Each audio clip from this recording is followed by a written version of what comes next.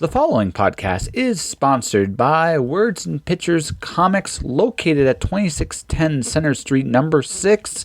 Words and Pictures is your one-stop shop for vintage back issues and cutting-edge graphic novels. Awesome service, great shop. Check them out. Welcome, everyone, to episode 242 of Just Joshing. I am your host, Joshua Pentalaresco. I write stuff in podcast too. Today, Brandy Ackerley joins the podcast, and we have a wonderful conversation. But before we get to that, I got some business to take care of. I have contest winners to announce here. First and foremost, from last week, Alyssa Palmer won Kid Eternity by Grant Morrison. This week's winner is actually my first American winner, Crystal Donnelly from Snowflake, Arizona, wins the giveaway this week. Congratulations, Crystal. I want to thank Words and Pictures once again for giving me the contest, the victory, and all that stuff. That's great. And Words and Pictures, definitely you should check it out if you're into comics. It's an awesome shop in Calgary. Great stuff. Beyond that, right now, I'm just finishing an ebook. I'm not going to be talking too much. When we get towards the end here, let's just get to the conversation. But Alice Hero will hopefully be in ARC mode or final proof mode by the end of this weekend. So, without further ado, let's get to the podcast, shall we? Well, I'm going to turn this on right now. So, the usual question is anything incriminating you'd like to say. I did not even realize that you use your phone. That's awesome. Yeah. Well, this is a cool program because this program also makes waves. So wave files are like the really good good sound files. So if I would need to play and manipulate them, this is a good one. Also, the microphone's really sound because this app is specifically built for recording. Ooh. So I actually bought this app. Nice. Yes. There you go. What phone do you use? Is it Android or is it iPhone? Android. Have to fist bump for that. Yes. Just because. One, I always thought the iPhone was kind of pretentious. And by the way, iPhone users, I'm sorry, it's the truth. I do. I still think it's a pretentious thing. That also, I think when the smartphone revolution started, I thought iPhone was ahead of its time. But now I'm looking at what an Android does versus what an iPhone does. iPhone's kind of like,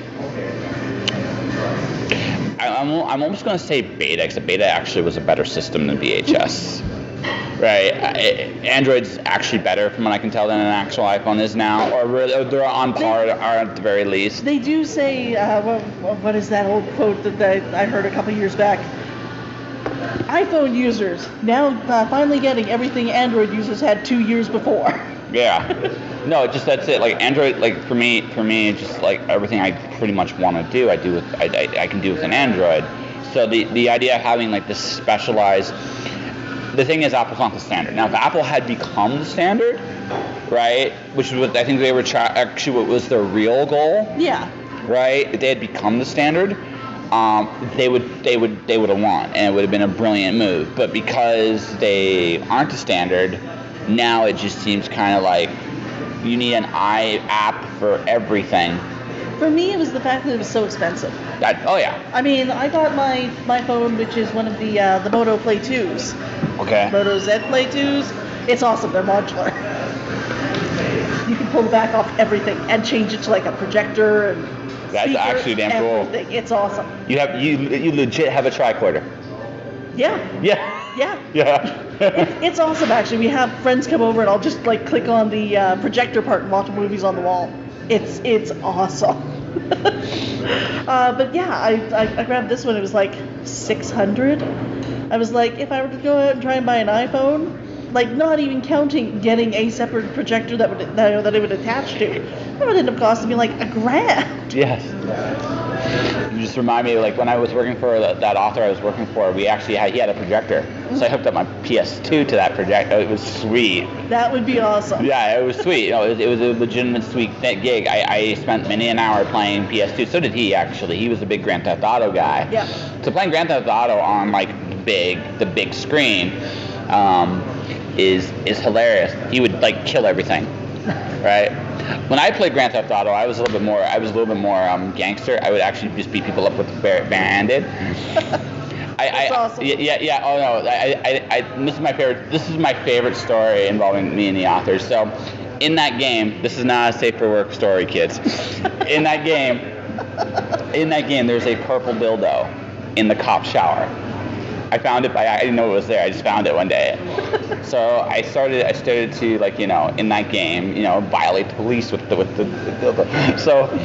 So you see this author who is literally as a certain degree of innocence is what was with him. Let's just say that. He got this big blush on his face, right? This is one of my favorite stories with him. He had this big giant blush on his face, and it was like, you're bad. But the way he's doing this is like, it's like when my grandmother's like dating again, which is awesome. But when I tease her with her boyfriend, she's like, "You're bad. You're so bad." but she again, but in like a fun way, right? Yeah. Right. So,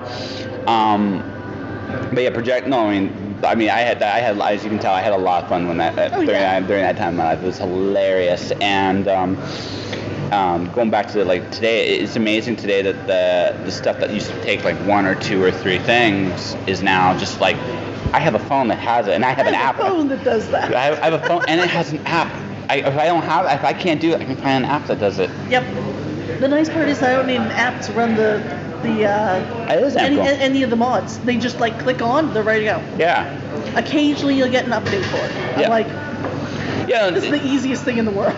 It's weird because like I'm at a strange point. I need the phone right now because of what I do with it, right? But I think there's going to come a point down the road where I'm going to want to separate myself from my phone. Mm.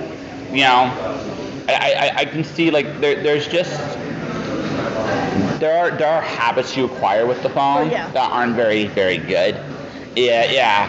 And sometimes they're handy. I like that, like the phone can take you into your own world. That's the best part and worst part of the phone. Right, that's the worst part. I have a separate device for everything. I'm one of those people. I have my phone, and then I have an e-reader, and then I have my Surface tablet for when I want to be on the go, where I'm just sitting on the couch or anything like that. Then I have a home computer, like a laptop. I imagine like the secret laboratory. When you're not here, you got like this big white coat on, and you're like, yes, what shall we do tonight? And your husband goes, I don't know, Brain, what should we do? Oh, no, he's Brain. I'm definitely the Pinky. Yes. What you want to do tonight, Brain? The same thing we do every night, Pinky. Trying to take over the world. The older I get, the more I love that cartoon. I don't know. I gotta admit, I love the cartoon. My favorite character on that entire show was Rita. I never got to see enough Rita the Cat. Have you seen the one with her and Pinky? No. Go and look for Rita and the Rat. Because they did they had one show where all the characters sort of switched places, so they were with other people. So they changed this theme song to "It's Rita and the Rat." Rita and the Rat. One's insane. One's insane, and the other is a cat. Yes. What you want to do tonight, Rita? I don't know. How about I eat you? And then they stop it. They're just like, and that's Rita and the rat. Like, oh my gosh. I mean, it's pretty real. I mean, like, how about I eat you? This is not how this usually goes. Usually she's hanging around with the dumb dog. You're like, or she's trying to drive people, insane. Like Rita is the model of the original troll. Yeah. Like she literally is. Like she's the troll that's kind of fun because she doesn't actually troll anybody that doesn't deserve it. Yeah. Right. Oh yeah. That's why I like her. She's awesome. Yes. Well, it goes to show, like, you know, you can be a nice person, but one of the things you gotta kind of learn as you get older is, you know, it's okay to stand up for yourself, and it's okay to be a dick sometimes. Sometimes, yeah. Yeah. I still make a point of pointing out we're not that bad. We do have to be nice. Oh, yeah. Because I just know a lot of people who are like, you don't think you're Canadian, do you? We're nice. We're known for being nice. Well, no, it's like one of the things I've had to like learn in the last couple of years is just kind of where to put some boundaries up, right? Yeah. Right. And I've had to learn how to do that. Oh, and yeah. It's really actually it's really fun because it like really I put up one thing. It's like basically I don't chase people down. You can chase, but my door's open, and it's funny like how many people don't like you give them permission, but they still don't have whatever that engine was. They just don't have it, and it's funny. But it's such a simple little thing to set up boundaries. Yep. Right. It's a hard thing. You're brought up going, no, you should be able to make compromises. Everyone else is too. And then you meet someone who just doesn't, and you're like, I'm gonna have to. I'm actually gonna have to step that boundary.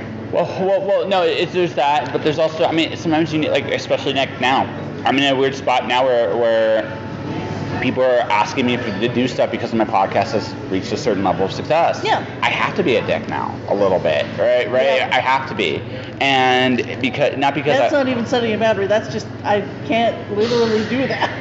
Yeah, no, I can't do that. Well, or I can do that, but you're going to have to pay me this much money. Yeah. And why are you charging so high? Because I really don't want to do it. I'm being very honest about that. It's just like I will, for that much money, I will do it. Yep. But I don't want to. I don't want to. Right. Oh, yeah. Resentment meter, right? If that was the amount it's going to take for me not to resent doing it. But I mean, we're all very mercenary now.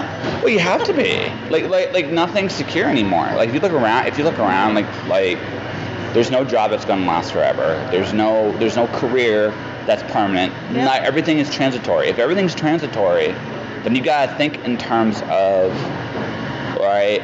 Okay, not just what is not necessarily just in the best interest for me. Mm-hmm. You don't have to be that selfish. Yeah. But you gotta be like, okay, what am I getting for this? Because you are asking me to commit X amount of time, effort, energy, resources to be here. Yep. So what's in it for me? And someone's like, well, it's exposure. No, I don't need that. No. I don't have a problem getting guests. I don't have a problem with any of that stuff anymore. So, but that's a very important. Well, yeah. As I don't do much, artist stuff. I don't take commissions or stuff. I'm definitely not that good yet. But bullshit. I'm trying. I'm working on it, and I do some things that are like, no, that is gorgeous. That is right up there.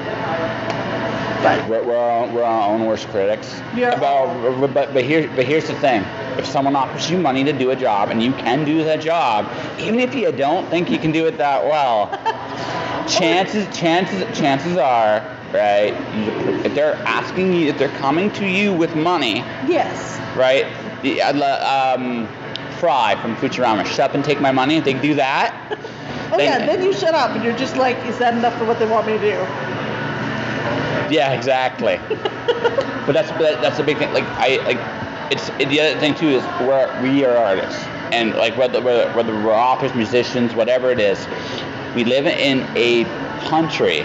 I think in the United States it's a little better, although not necessarily, depending on where you are in the totem pole. Yeah. But the reality of the situation is we live in a country that doesn't necessarily have the same value for it as it would an athlete, it would Oh yeah. Right? So you have to be a mercenary. It's weird when you're actually doing authoring stuff, and you ask, people ask you what you do, and you're like, oh, I'm an author, and they're like, I hope you achieve your dream one day.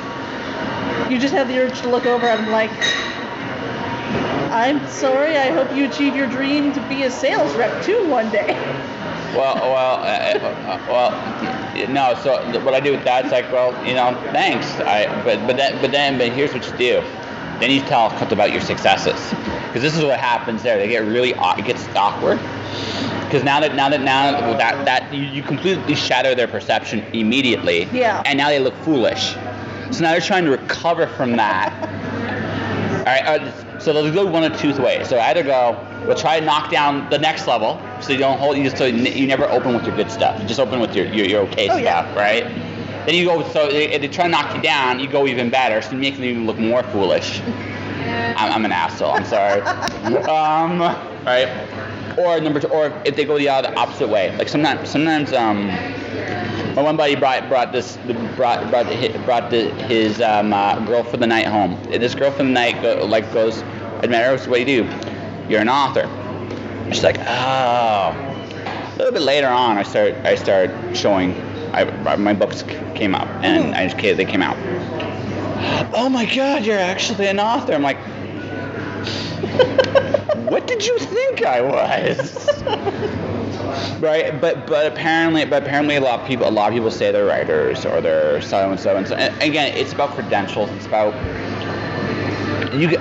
there's some truth in the fact that people say a lot and they don't necessarily follow through. Yes. Right. There's truth in that, but on the same token, there's follow through. Right. But if you do follow through, right. That's why I've just called myself a writer for the last 4 or 5 years, because I haven't been published. I was like, until I publish something, I'm not an author. I'm a writer. I still slightly disagree with that. I go by Asimov's definition.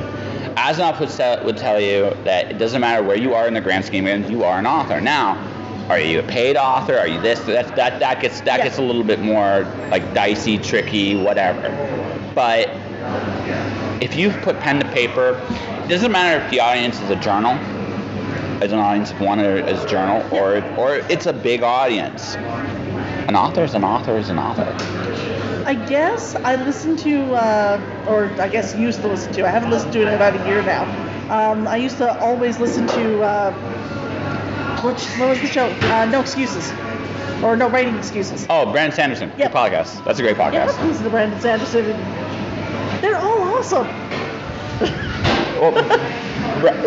Brandon, to his credit, has done incredible. He's someone I would love to interview. I actually, on a personal note, I want to actually play Magic with him and do the interview with him at the same time. Okay, that would be awesome. Yeah. I've done Magic on my podcast, so I mean, I've done it. So I mean, that wouldn't actually break new ground, but doing it with him would be kind of fun. What colors do you usually play? Me, I'm a red-blue guy. Ah, okay. I usually go blue-green. Second choice. Blue-green-white if I can. So you're Bance. I am Teamer. Yeah. Because see, this is me.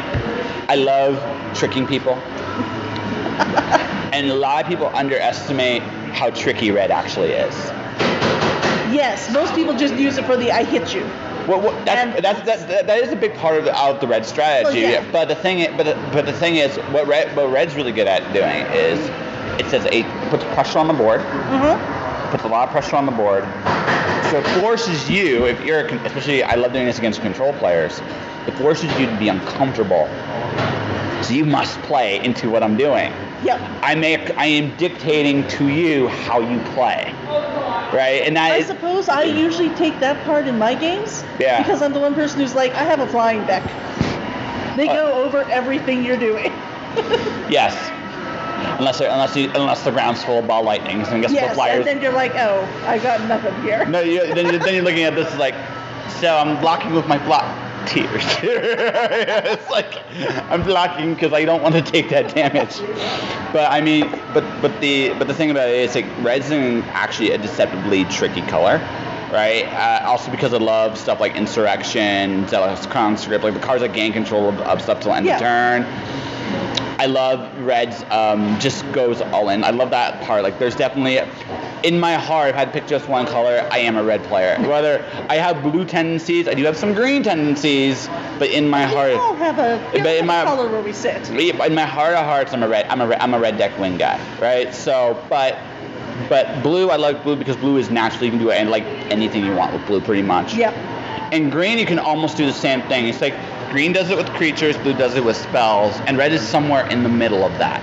Okay. Yeah. I don't generally play a lot of red. I think because my first 5 or 6 decks that I bought, to start actually getting cards, I never looked at the cards and was like, I need to play this red. Never ended up using them. Also, I really prefer the art style that's on the blues for some reason. No, blue's incredibly pretty art style. Yeah. I hate Jade though. I would not. It's just that. Again, my favorite planeswalker of all is actually Nissa. So I like Nissa because Nissa's a strong planeswalker that doesn't feel like she oppresses the game. Yeah. Right? Jace, when he's strong, tends to oppress the game. Or he sucks. There's very little ground with him. It's like you're too good or you suck. All right? Yep. Right? That's it. We're talking Magic, sorry guys. My all-time favorite card though is Wheel of Fortune. I actually have one. Ooh. Yeah. Nice. It's in my commander deck. I use Animar, which is Teamer, right? Yep. But I use Wheel of Fortune just because I just like a little bit of chaos in my deck, and it's a fun. I love throwing in the chaos because I play with a lot of players who are like, no, this is awesome. This is you, or why are you throwing chaos in my game? That's why I like red. Red is better than any other color. So I suppose I just like being able to go counter, and all of my friends hate me. I don't even have that many counters in my deck. I think I have 2. But I hoard those 2 until... I should give you capsize. People would hate you. Do you know what capsize does? No, actually. It's boomerang with buyback. Certain I've heard. Really? You know, this was a common way back in the day. I was playing back when Magic first started when I was a teenager. Yeah. So for 3 mana, you can bounce anything back to the hand. For 6 mana, you can bounce it and keep the spell. Nice. I have one with infinite capsize. And you want people to really hate you? That's a good way of doing it. Yep. Right. That's why people hate blue. Yep. Because it's not because blue traditionally has been the strongest color. Yeah. Right. It's not the quickest color, but it's the strongest color because they made ancestral recall, which yeah, that sort of tells you something. Yeah. Oops. I mean, black's close. I mean, black has Dark Ritual, which is Yeah. pretty nuts. Yep. Yeah. But yes. See, I've played the game up. Like right now, I'm just enjoying Commander.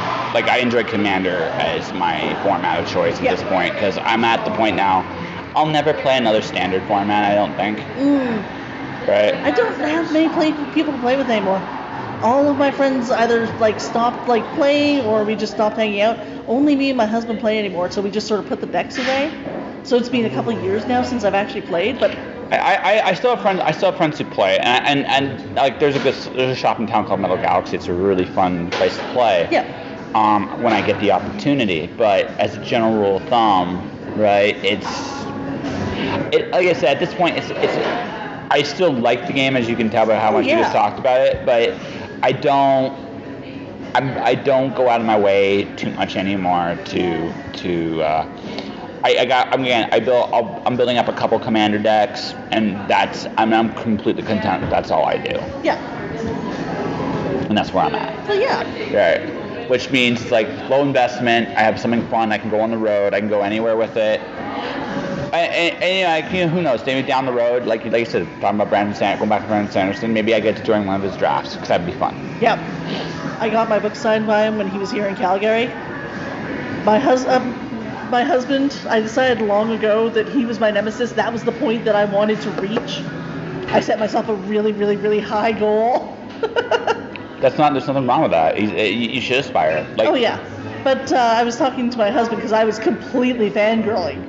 Like, no, I'm fine. I'm fine. People won't see it on the podcast, but I'm totally lifting up my hands and hiding. Yeah, I'm totally fine. I can't breathe. Right? But my husband was like, can you write in there that you could be my nemesis one day? So I actually have my favorite book signed with "You could be my nemesis." Which one, by the way? Oh, Emperor's Soul. Okay, that's a good one. Yeah, that's a good one. I like his books, but that one, I got that feeling of the puzzle pieces where I was desperately trying to put it together before the story did. He's really good at systems. Like he understands how things work, like how actually things really, really, really work in his worlds, and because of that, like his characters aren't. I'm not gonna say that they're weak because a lot of his characters are really solid characters. Yeah. But it's his systems that strengthen. Yes. He's actually the closest thing to a sci-fi writer in fantasy. Yes. He's the closest thing. That's actually probably why my husband likes him so much, because my husband is like a sci-fi guy. Yeah, no, but the whole reason he hates Magic is because Magic doesn't have rules, and Brandon Sanderson's always do. All of them. Every world of his has rules. Like he's actually, if you look at how, I'm actually curious today if he actually built a game, because he would be really good at it. But it's just something that that's his strength. Yeah. Right. You look at someone. There is the Mistborn game. Have you tried that one? No. I bought the books for it, but we haven't actually played it. Yes. Oh, the Mistborn series is good. Oh yeah. Yeah. I liked the first set of books much more than I did the later set. Well, it's okay. I haven't read the later ones yet. I've only read the first three. Which are really good. I read his Calamity series, Yep. which is really good. I've got Way of Kings read. I'm on his second book, so I'll do that one right I now. finished the second book and then I got injured and was like, I cannot pick up the next book yet. I have all three. It's one of the, that is the closest to Epic Fantasy right now for me. I'm finishing up Spice and Wolf Volume 2. Oh, Yeah. that's my favorite book series. I have the big, the big hard copy of all of it. I just like the relationship Lawrence and Polo have. Yeah, it's really fun because she's playing with him. Like right now at this point is she's amused. She cares about him, but right now more than anything else, she's amused by him. Well, yeah. Right. He's such a young pup. It's wonderful. Yeah. She's amused.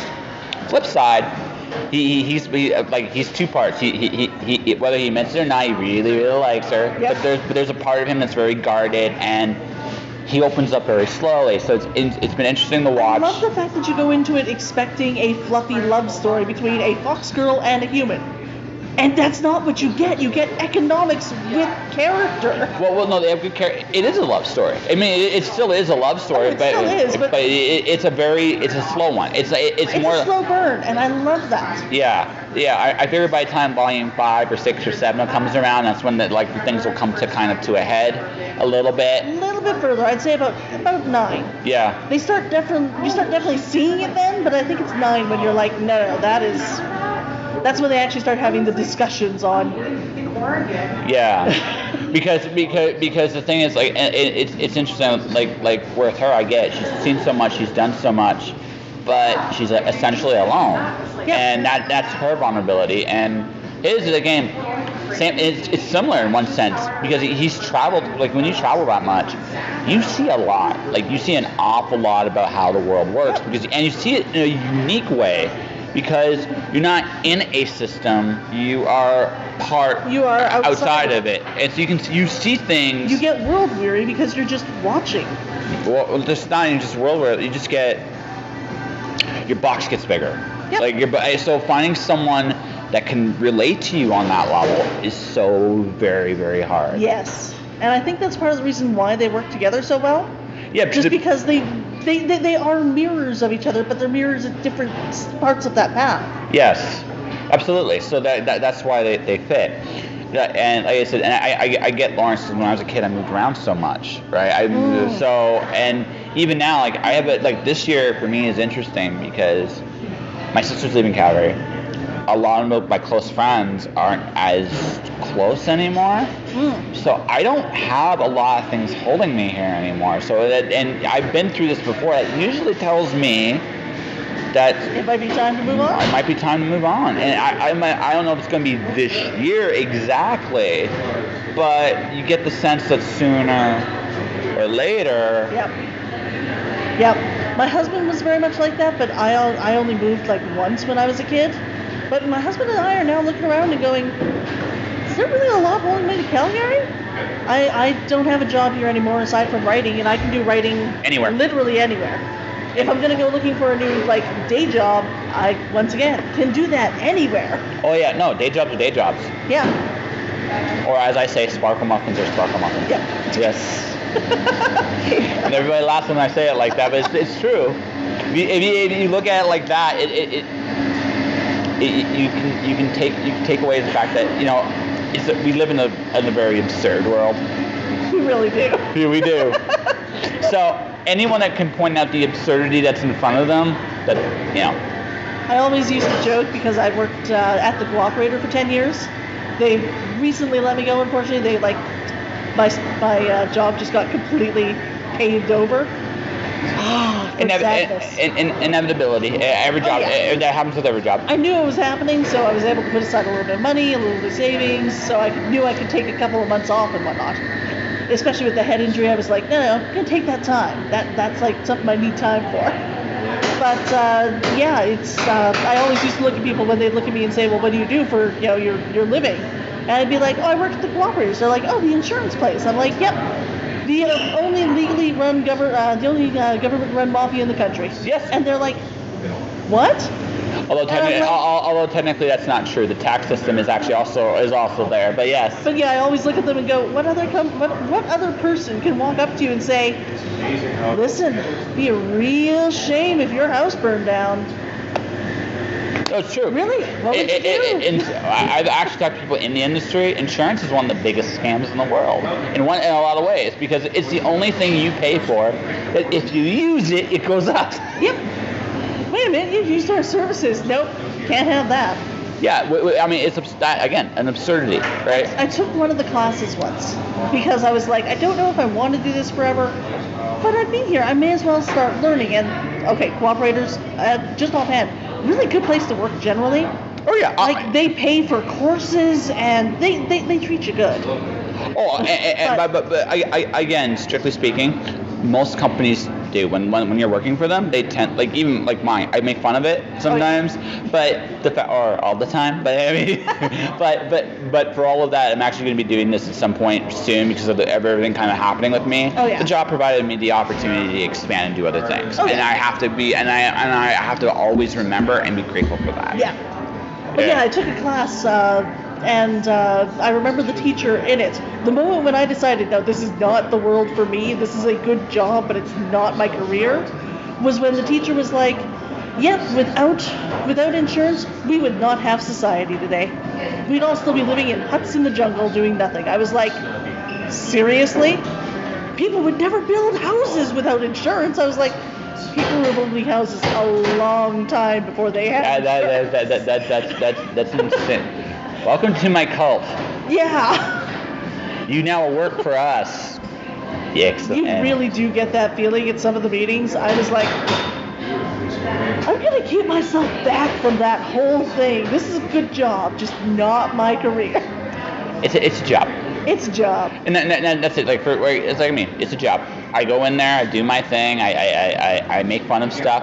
I've been wearing my mask to work. My boss was less than pleased when I told her that. For 1 year, I took the class. I did that, and of course, you're supposed to do extra stuff above and beyond. Nope. And I was like, well, okay. I always did because that's how you get the bonuses. But that's okay. But you have an incentive to do them. Yes. Right. I was like, if I'm not getting the incentive, I do not have a reason to do this. Trust me. I'm totally that way too. Yeah. But yeah, I was looking at that and I was like, so what I learned this year is this is a great job. It's not my career. She was like, I am not going to put that in your thing, but thank you. It's honest. It's honest. I was like, I'm assuming you'd rather have me honest. Well, I mean, it's real. Like I there's no jokes. I'm at the point where I'm part-time at the day job right now. Yeah. They know why.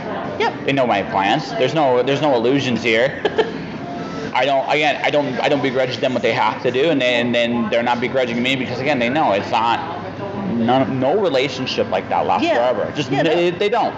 Right? You can be amicable the whole way through. That doesn't mean you have to be a dick about it. Mm-hmm. But I mean, you gotta be honest with what you see. I mean, but call a spade because honestly, at the end of the day, it's spade. Yeah. Yep. and because again for me, me personally, I got 3 books I'm planning to release this year, and then I got my house with my board game. That astounds me. I do not know how people do that. It's just timing. More than anything else, it's just timing. Like one the stick figure comic book thing. That's been like a project for like 6 years. Oh, okay. Right. I can understand that. No. So I didn't think it was going to happen because I had an artist buddy of mine going, I really want to draw this or paint this. And we talked and we came up with a figure that would make him do it. I gave him that money. I gave him that amount. I really, again, kept it super honest, kept it real with him, and he was cool with that. So I did. I did exactly what he wanted. And this back when the Canadian dollar was on par with the United States dollar. So he's like, yes, I can do this. He disappeared for like 4 years. Like I mean, we were talking, but I didn't see anything for like 3-4 years. So I was starting to think, oh, maybe it's not going to get. Maybe it's just not gonna.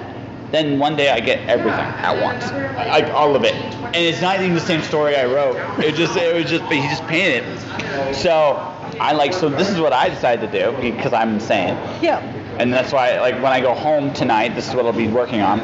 I turn it into a Dr. Seuss style graphic novel. It actually has Dr. Seuss rhymes. Even the dialogue is in tone with the actual. That's awesome.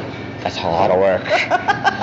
But for the last few months, because of the novel and the fact that I have Alice Zero, like they're at different points. That's been my focus for the last 2 months. But then once those are done, like the novel's in, so I don't have to worry about that for a while. Yeah.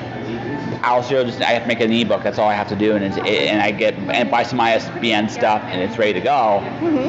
So I'm pretty much like those two are pretty much that's like, okay, done. So now I got this, and then I work on what I've been working on. Like go back to that young adult novel I was working on in September, and then I go and I work on my sequel to Cloud Diver, and I make the time. Like everybody writes at their own pace. Everybody does things at their own pace, their own speed, their own, and there's no magic formula. Some people write Like right now, the big thing going on with a lot of indie creators is they're releasing a lot of books at once. The problem with that is, like, cause again, there's the money in writing is backlist. Yep. That's the money. It's not your front list unless you're very fortunate.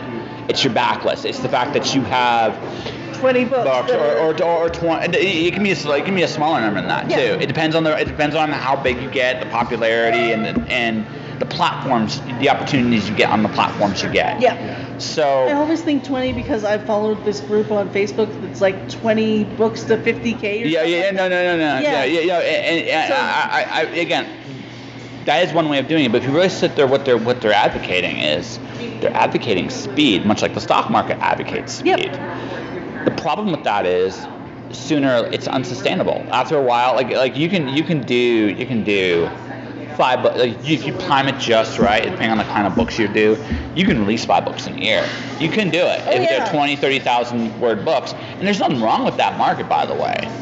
But if I'm doing that epic fantasy that's 100,000 words, I'm not doing more than one. I'm just saying, it's not happening.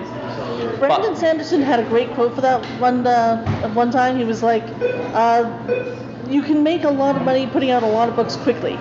Or you can know I'm only putting one book out for the next 2 years, and that book needs to be good enough to make that money for the next 2 years. That's right. No, but and I was like, it's just a different way of thinking about it. Well, it's also about consistency, right? Like if you consistently put out material, doesn't matter how often you do it. Yeah.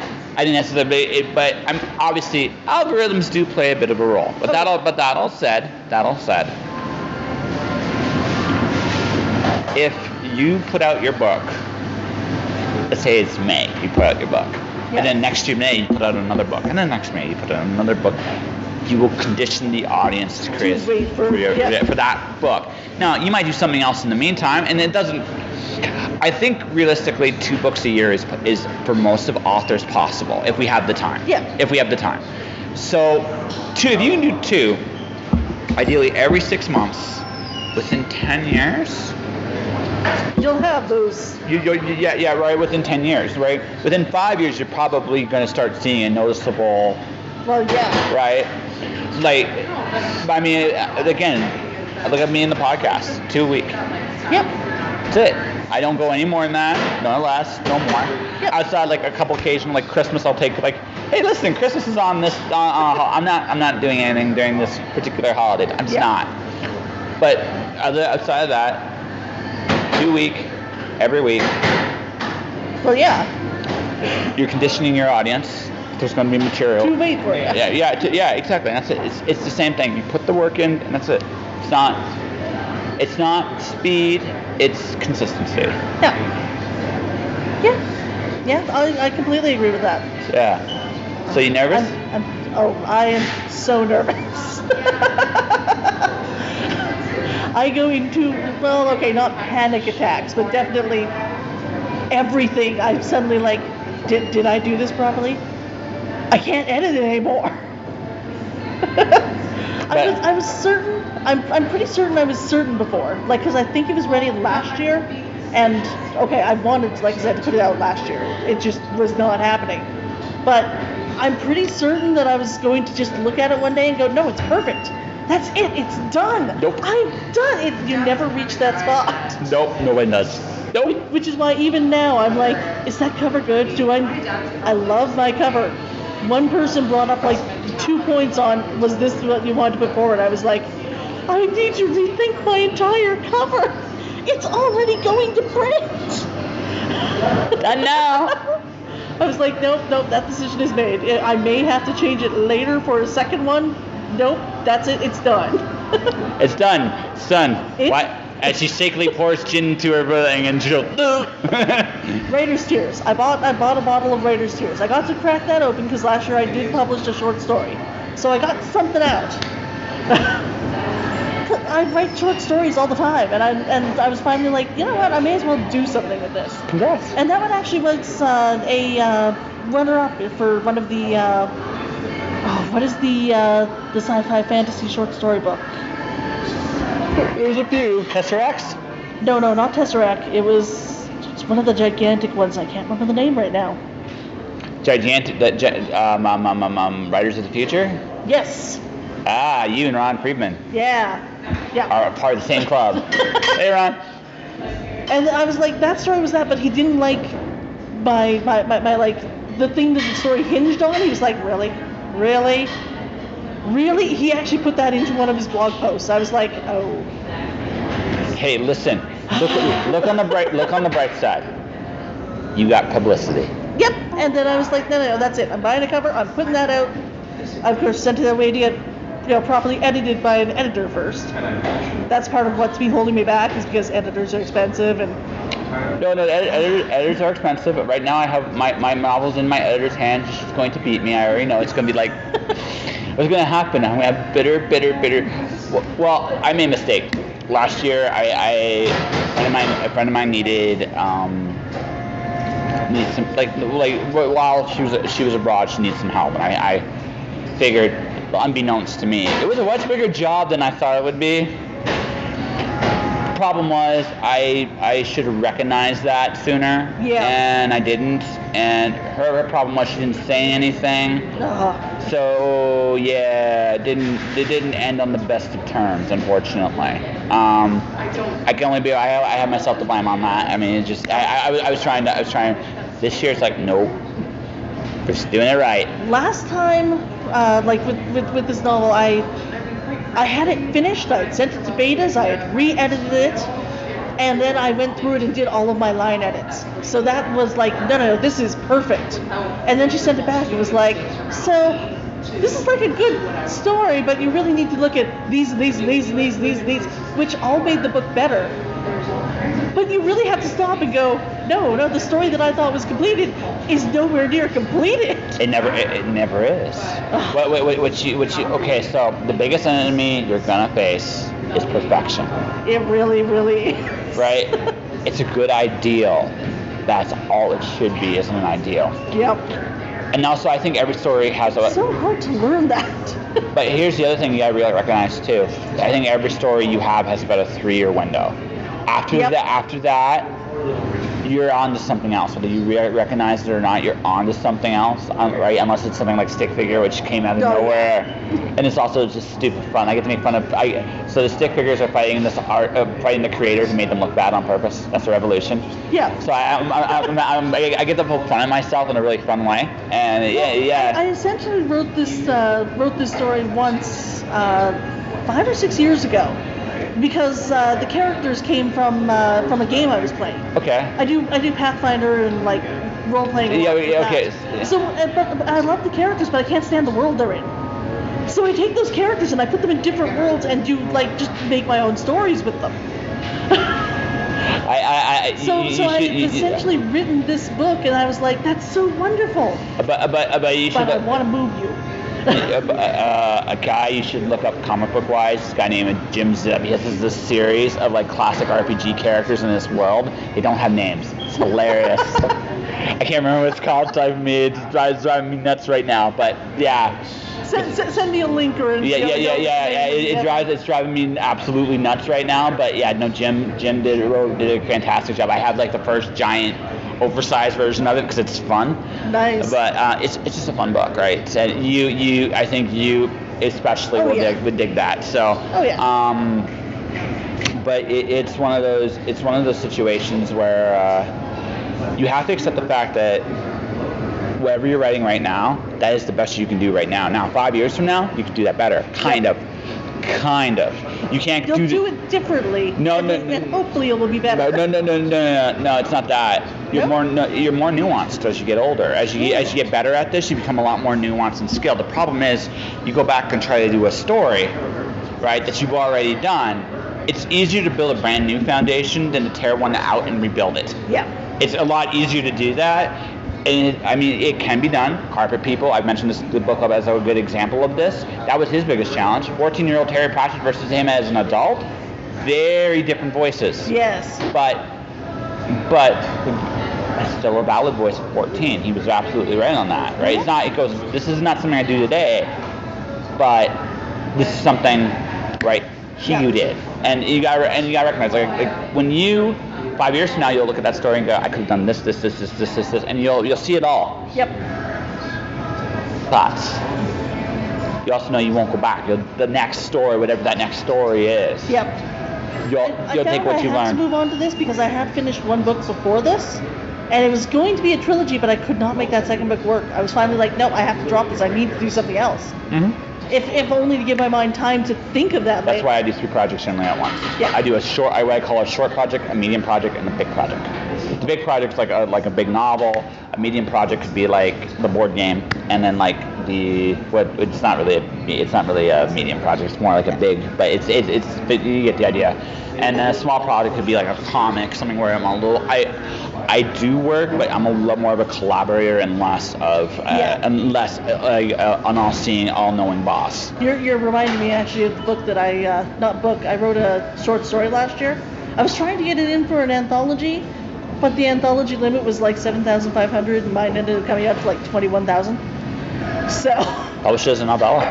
That's what I'm thinking. I just haven't had a chance to like look it over and edit it, and I like leaving things for at least 2 to 3 months afterwards. Well, yeah, where I don't even look at it. Yeah, no, which isn't a bad way to go.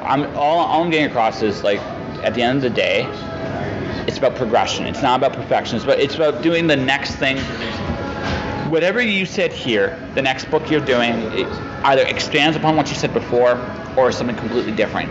And you're better at it because of the things you did before. Yes. So every book you're doing or every story you're writing is a precursor to the next thing, which is better than it. So it's a never-ending.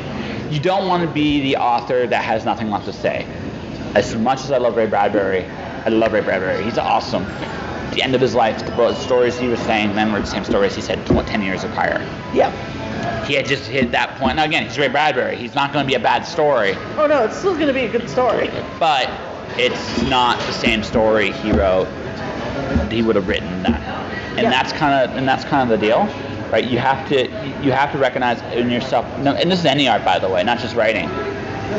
There's only so far you can go with what you're saying, where you're at now. Right now. Right, and then tomorrow, you'll figure it out. But now you know what? But you'll figure it out on the next thing.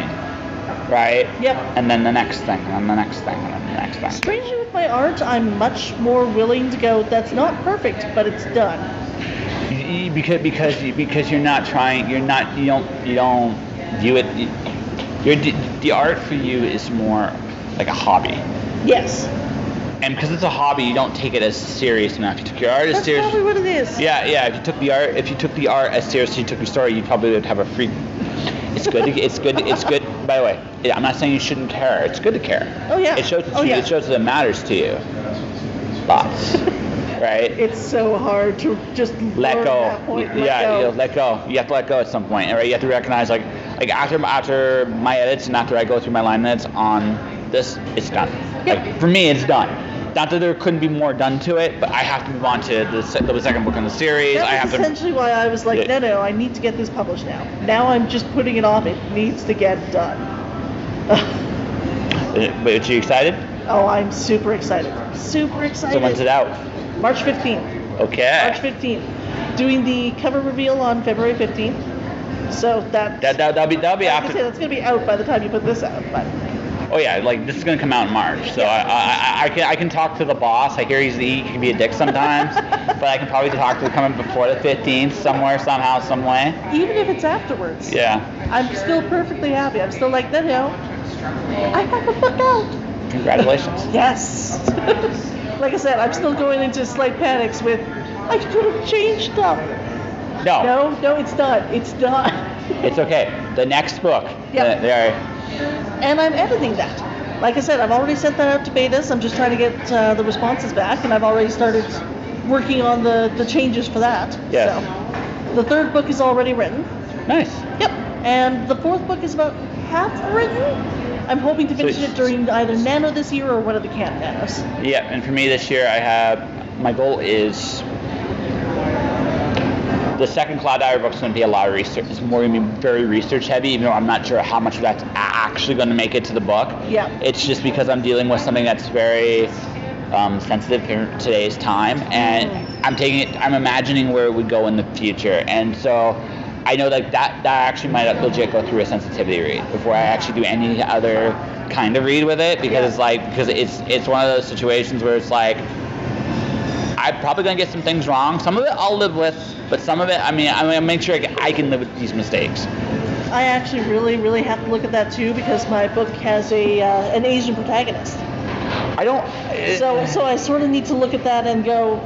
It's weird. It's weird to me because it's not even like for me. It depends on the skin color thing. Doesn't matter. It depends on the culture they're from. Yeah. It's really what it comes down to there. If someone that's like someone that's been in Canada 2 or 3 generations, essentially, there are some things, but not as many as people think. And you can probably get away with it. But it's when they're like first generation or when they're like, right. That's when you're like, okay. Yeah, my character's okay. It's a fantasy world and it's medieval, but she's closer to a third generation. Like. So she's been here a while, and they still have a lot of the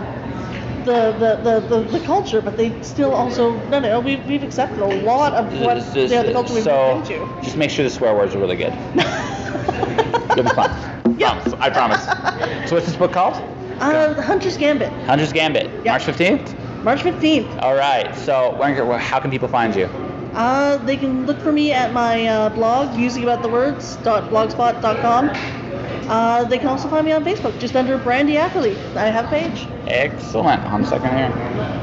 And that was my conversation with Brandy Ackerley. Brandy, thank you very much for coming on my show. You are welcome back anytime you like. Hunter's Gambit is available for order now. You should definitely take a look. Also, take a look at our Goodreads page. Brandy has a really cool reading list. We talked a little bit about that in the conversation here, but she's an avid reader, and she's an awesome individual. And I remember when I met her, that was what I learned the most from her was doing Goodreads when we shared that panel together with Mark Leslie. I remember that. It was my first panel, and she was a big part of that. So thank you for that very much, Brandy. And like I said, great chatting with you. And that will do it for this episode of Just Joshing. So to support the podcast, you can do a number of different things. I have a Patreon page, Just Joshing Podcast, patreon.com/justjoshing. If you want to donate to the show, feel free to do so. Number one. Number two, my podcast, subscribe to it. iTunes, Google Play, Podomatic, or Spotify. I'm on all these platforms. You should definitely check me out. Go do so now. My books, The Watcher, Storm Dancer, Wandering God, Courtesy Mirrorwheel Publishing. You can do that now as well. You can also check out me through Amazon, Kobo, whatever the book vendor you are comfortable with. I have a YouTube channel, Joshua Pantellaresco. You can actually check out the archive there. Beyond all that, stay inspired out there, everybody. I'll talk to you next time. Josh.